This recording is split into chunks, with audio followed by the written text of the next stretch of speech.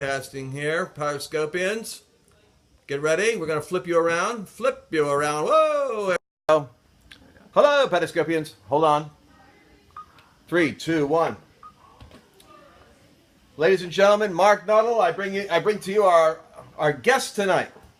We could have had Karl Rove, but we wanted Mark Nuttall because Mark will give you the inside story. Except for what just happened. Well, these technical. There we go. You're back. Yeah. It might be Mark. Yeah, there we go. All right, so Mark, I say so. So tell us what you're seeing so far, and I'm hearing cheering and groaning in the room downstairs. I'm upstairs, so I don't know what the latest is. I think Hillary just got California and Hawaii. Well, that may have put her head in the popular vote. But listen, this is an incredible night in American politics. We have never in 40 years seen anything like this. This is the first time that the rural areas have taken charge of the urban areas and have stated their claim to the future of America. But let's think about the turnout. You're having record turnouts in some states. It's certainly in the rural areas, it's record turnouts in Florida, North Carolina, Michigan, Wisconsin. And I know for a fact that the Trump campaign had no ground game. They didn't have the money for it. I know, it's crazy, isn't it? This is like enthusiasm trumping organization. Let me put this in perspective. I've spent 40 years at the national level trying to figure out how to get people to go vote. And with all of the money and organization and all the techniques that we've learned over the years, a spectacular increase in vote turnout would be 5%. And I was thinking about, it's just funny, Lance, I was going through all the forensic evidence of the election tonight. And I won't digress on this too long, but people are asking me my forecast. And I said, well, if you take all the body of evidence, you take all the emotion out of it, you look at the polls and what I know is going on the ground and how we're being outspent and how many more paid people she has. They were paying people $200 to get per person to get a quota. And then, of course, there was some fraud in that because that'll excite people to do things they shouldn't do. But anyway, the point is this. If you just looked at the body of the evidence, she was going to win tonight. Chris Matthews said on the opening of the MSNBC Election Center broadcast that he expected to call the election at 9 o'clock Eastern, 8 o'clock Central. And here they are at, 11:25 and still can't call it. They're all in shock. But think about it. But what I was thinking about, Lance, earlier today, and just the history of the primaries. Trump turned out 100% more vote in Iowa than the party had ever had before, and they were all new voters. 100%. Now, what is this going to do to the Never Trumpers and the establishment Republicans and the Romneys and the Bushes and all of those naysayers that thought he was destroying the party? Well, first, let me just finish this point on how incredible this evening is. These people went to the polls on their own volition.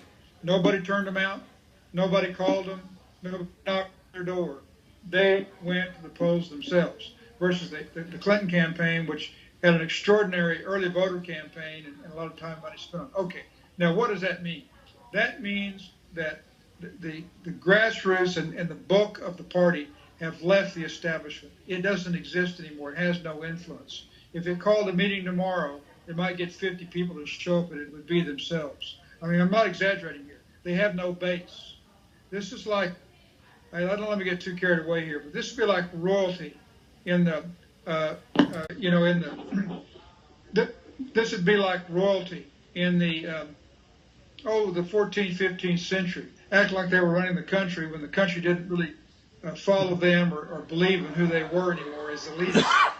And then whenever they were left, they had no power, no grassroots. That was it. Now it was over, and that's what you're seeing today. Make no mistake about this, Lance. Tomorrow morning on November 9th is one of the most important days in the culture, the political science, and the history of the United States of America. We have two parties now that don't represent both the identity of America anymore. Both parties had to be redefined. Both parties had to be rebranded, or a new party is started. And so your question was, what does it mean to the establishment? They've lost all influence, all control, all ability to direct the country from an ivory tower. We're now back to the true founding intent of the fathers of this country, that there would be states' rights, and that there would be the states would have as much of a say in this as the federal government would. Now, okay, so that's that on the vote. But let me say one thing about where that vote also came from. Some of the momentum and the enthusiasm was the Christian evangelical turnout. I just got some numbers yesterday on that they expect it to be 30 to 35 million votes cast by evangelicals organizing themselves basically through groups, because a lot of churches wouldn't do it. And so there's also in our own movement, our own body of Christ, an establishment that's got to re-examine its leadership role and what its purpose is in leading the grassroots, because a lot of Christians turned out and voted without any local leadership telling them to do it. So the same thing that happened nationally with the establishment is technically happening with the body of Christ now. The body seems to have gotten further in line with what they have to do than the established church leaders. Because the pastors are all, I'm noticing, the pastors are all delicately wading into this, but the people, they know what they got to do. Well, they did. This is truly. I feel so good about this. And you weren't sure about this, were you? That this was going to happen? Right. No, I wasn't. And so what I said is, you take the body of evidence, just from what the National News Media was telling us, but also what our own polls were. The internal polls of Donald Trump last night did not indicate this. I know. What's up with that? They were, well, because you couldn't measure it. You can't, look, there's a couple of things that have been said tonight that are true. One, there's no model for this. Therefore, if there's no model, how could you predict it? In other words, when they poll people, they poll likely voters. That is based on past elections. When they model the turnout, it's based on past elections, because we are pretty much habitual creatures. As Americans, we don't storm the Capitol. We don't get our way. We go about our business, wait for the next election cycle. We're pretty staid in our execution of our daily habits, and therefore the model is based on past elections. This is nothing like any past election. Not Ronald Reagan, not anything in modern history. And so the models were off. I'm not sure that the polling was so off. The polling was based upon turnout, who's likely to vote. They couldn't have measured the intensity of the evangelicals. They couldn't have measured the intensity of blue-collar workers in Michigan and Wisconsin. And unions coming out 50%. Pardon? Unions, they track the unions in Ohio, and they're getting 50%. Trump is getting 50% of the union vote. Yes, 54% in Michigan. Michigan, wow. And maybe 50% in Wisconsin. When I got on this call with you, he was ahead in Wisconsin, for heaven's sakes. And no one saw that. That's with half the vote in. I don't know where that vote's from or what's going to happen. But if he wins Michigan and he wins New Hampshire. Well, Wisconsin just came in. For Trump. For Trump, right now. Oh, it's unbelievable, Lance. This is unbelievable. Nobody saw this. He may break 300 electoral votes. And this is the people taking matters into their own hands without the institutional and normal leadership on which they rely. In our faith, in our movement, now there's a lot of good people like you writing a book, The Chaos Camp, and James Robinson and Jim Garlow and people that have been on the front line for some time. But they're not a majority, I don't believe. And there's been just as many who have been saying, well, we can't do this, and I'm not sure. And so people took matters in their own hands. Now, here's another interesting stat that came home over the last 2 weeks. This is George Barna's research has been tracking this stuff. About 79% of what they call sage cons, which are conservative evangelical Christians, were voting for Donald Trump. That number moved to 88% in the last 10 days. And so in making their decision, on listening to you and others, talking about what are the real values on which we're concerned, who's going to support our way of life, who is going to support the First Amendment rights of all Americans, which means that we have a right to practice our faith in the open marketplace, but also in the jobs in which we work. Who's going to do that? Well, it certainly wasn't going to be Hillary Clinton. And so that's the point about the attitude change, if I could real quick. When the Christian right was birthed in the 70s, Pastor Tim LaHaye from California was the one that was and Mark, just so my audience knows this, you need to know that you are here because somebody paid a price before you got here. So the Christian right really formed in the 70s, and Mark Nuttall picked up on it and was tasked with going and exploring what was going on at the grassroots. Okay, go ahead. Well, who just got called? I hear the cheering in the background. What's the cheer? We'll have the runner come to the studio in a minute. What's the word? It was Iowa. Iowa? Yeah. Oh, Iowa got called for Trump? Mm-hmm. Mark, he's picked up North Carolina, Ohio, Iowa, and Wisconsin. And Wisconsin. And if he gets Michigan, that's it. She can't get there from here. He may win Pennsylvania, too. The New York Times is calling Pennsylvania. Did you know that? Really? Yeah. They've got a site you can go to, a predictor, and the New York Times on their website is predicting Pennsylvania for Trump. I don't know how they're doing that because it wasn't with a lot of vote in. But anyway, they are. I am just stunned with delight about how this is going tonight. But let's talk about the history incrementally. So what I was going to do tonight, if I talked to you, was encourage the Christian base that they are making a difference. We are building brick by brick, wall by wall, maybe a Nehemiah wall, I don't know. But it is not without value and merit. In the 70s, Tim LaHaye took matters in his own hands because he thought the moral values of the United States were in decline. He thought the evangelical base of America was about 12 to 15%, but he started writing about his concerns about decisions that were being made in Washington, D.C. that impacted the basic moral values and fiber of America at the grassroots. And he didn't care that 85% didn't agree with him. Now, I'm running campaigns around the country involved in campaigns for the Republican National Committee. I see in over 33 campaigns that Christians are just showing up without anybody, again, taking matters in their own hands. They're not invited. They weren't recruited. They're just saying, how can I help? And I go around these campaigns, Lance, and the candidate would say, I'm glad they're here, but can you talk to them? Do you know what they want? And I'd go over and talk to them, of course, and we'd talk about what they could do.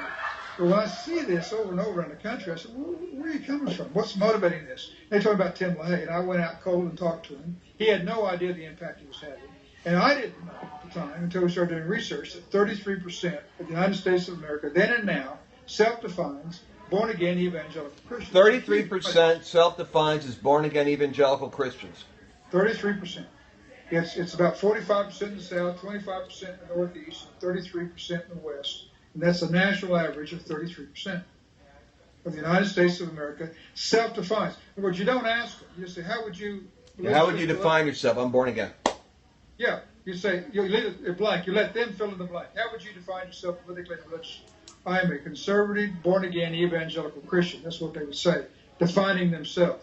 Well, Trump bet heavily on them showing up. He went for them and the blue-collar worker. Well, yeah, but let me tell you what he did. He didn't dismiss them. He had respect for our position. It didn't bother him because he's so outside the system and he has nothing and he's not accountable to anybody. He said, well, what's wrong? He may not have been wrong. To you and everybody else started witnessing to him. Who knows? But he said, well, what's wrong with being a Christian? He didn't care. I know that's what he said.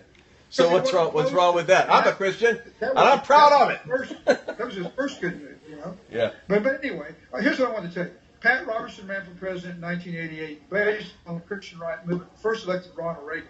Ronald Reagan made it socially acceptable to be a conservative, which it wasn't before him. And Pat Robertson made it socially acceptable to be a Christian conservative and be a positive. Here's what happened. Here's the important thing. Christians began to see themselves not as citizens who went to church on Sunday, but as Christians who were everyday citizens practicing their faith. It changed their mental outlook and attitude about themselves and how they would reflect their faith in the community. In other words, they didn't have to hide it in the church. But what's happened now, and through our work with small business owners have now see themselves not as business owners who go to church on Sunday, but as Christians who have to be business owners in the marketplace and should reflect their values. It's a mind change. And the latest CNBC research, to 28 million small business owners, they were looking for Christians. They were surveying and researching small business in America and what were its issues. And number 2 on their list, number 1 was access to capital, and number 2 surprised everybody. 77.8% of small business owners in the United States said the number 2 issue they were most concerned about was religious liberty in the workforce, that they could practice their faith in their jobs. Now that means I had the number 10 million because I'm asking them if they're Christians, and then they say, yeah, I'm a Christian, and I'm a business owner.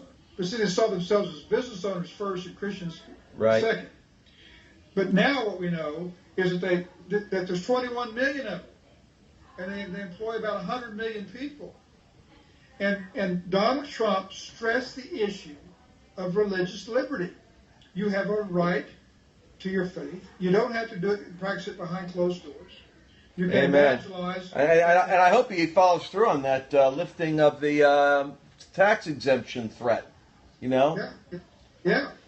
And had he lost tonight, I wanted to encourage everybody that look, we're making progress. More and more of the population is becoming more bold and more committed in reflecting their faith in the social precincts where they live, work, and play.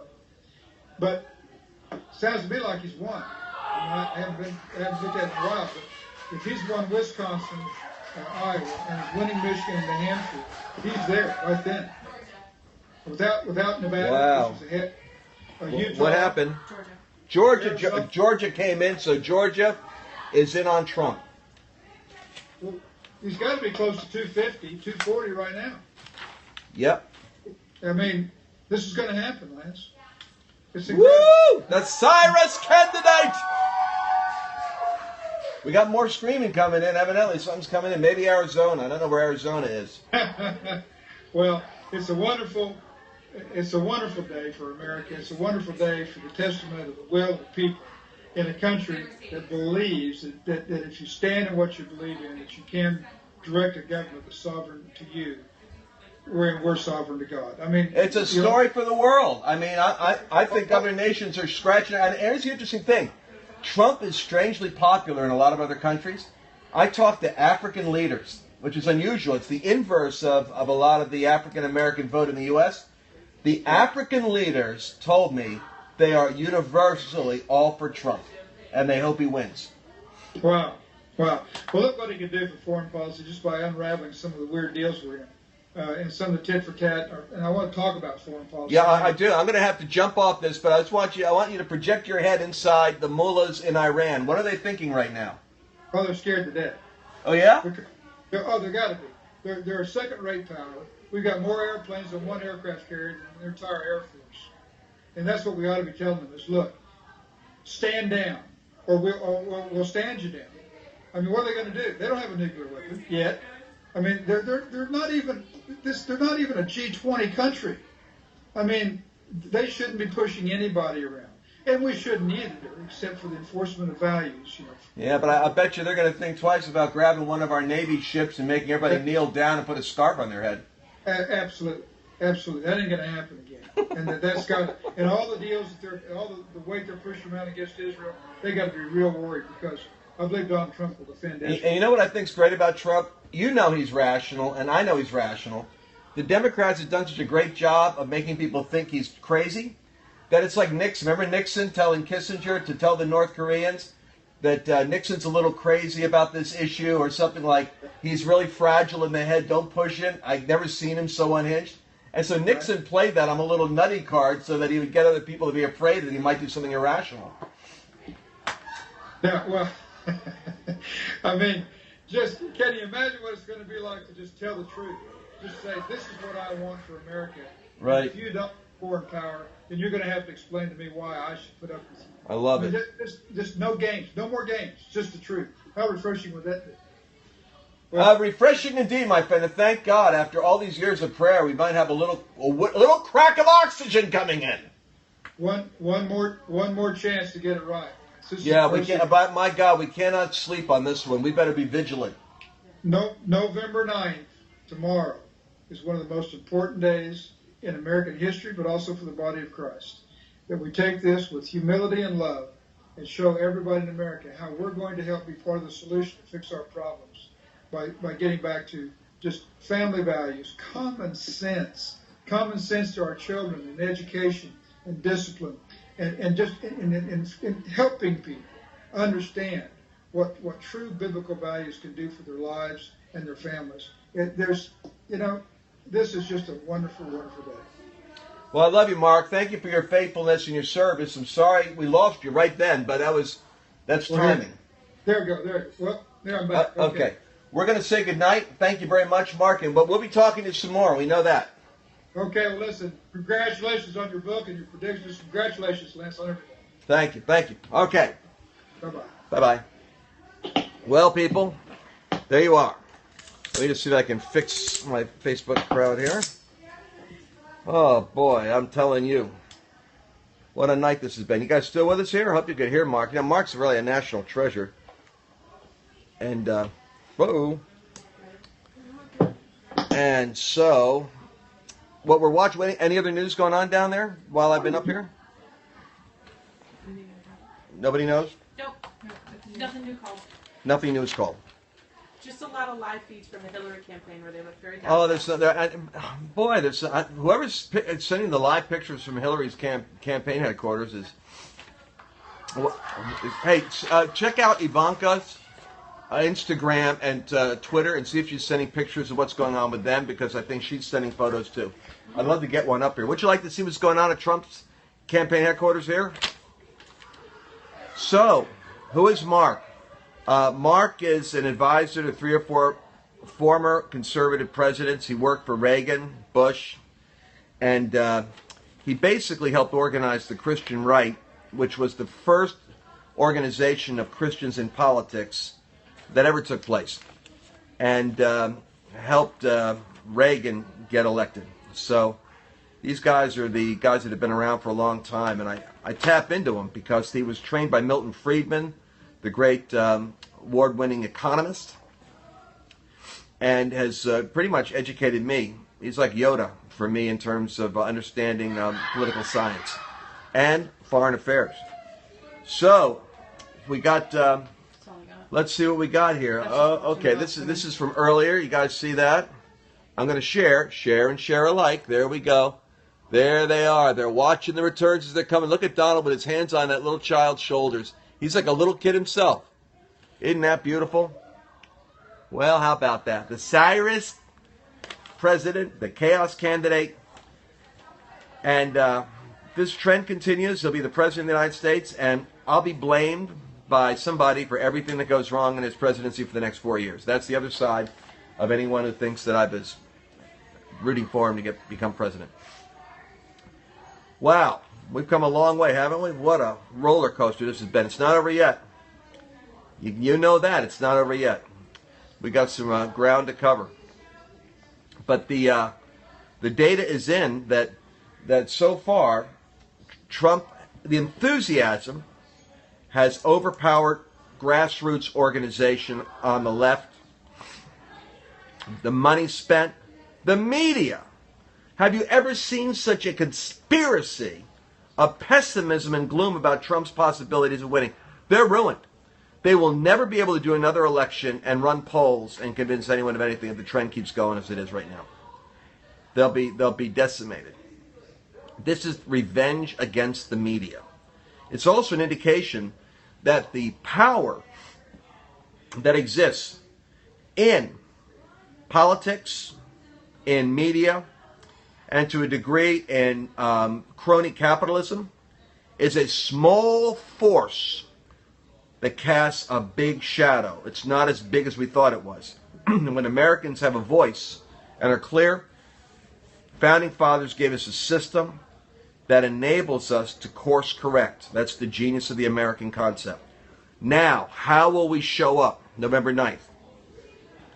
What will we do? We still have to have solutions to problems. And we'll be more divided tomorrow than we've ever been. Although some will be a lot happier than they have been in about 8 years. And that's a welcome reprieve. So, we're going to pray, of course, but we're going to have to reorganize. We really are. The existing Christian organization will never work. It failed us in terms of cohesion. We had individuals that, had their sphere of influence. We had no muscle. We weren't like the National Rifle Association. We weren't like the Right to Life. We weren't like the LGBT community. As large as we are, 35% of the population, Waffle House is better organized than us. So we're going to change that. And pray against rioting. Pray against lawlessness. Pray against... But here's the thing that I'm going to prophesy and say out loud. And all you guys remember this. And you echo the same thing on social media. Soros and the left has been exposed as being manipulators of events of violence at Trump rallies. And now we're on to the game. That when violence erupts, we know it's not a spontaneous expression of grief and frustration from humanity. It's organized, rented mobs that are paid for with mob money from the left in order to create media moments that seem like anarchy. But let's call them out on it this time. And let's interview who's doing what. And let's expose it for what it is. Because I do believe that the day of manipulated rent-a-mobs is about to come to the end for the progressives. Because we're on to their game. The WikiLeaks exposed it. Okay, guys. I'll be checking in with you a little bit later. It's only 10:48. As you know, that's early for us, Periscopians. Talk to you soon.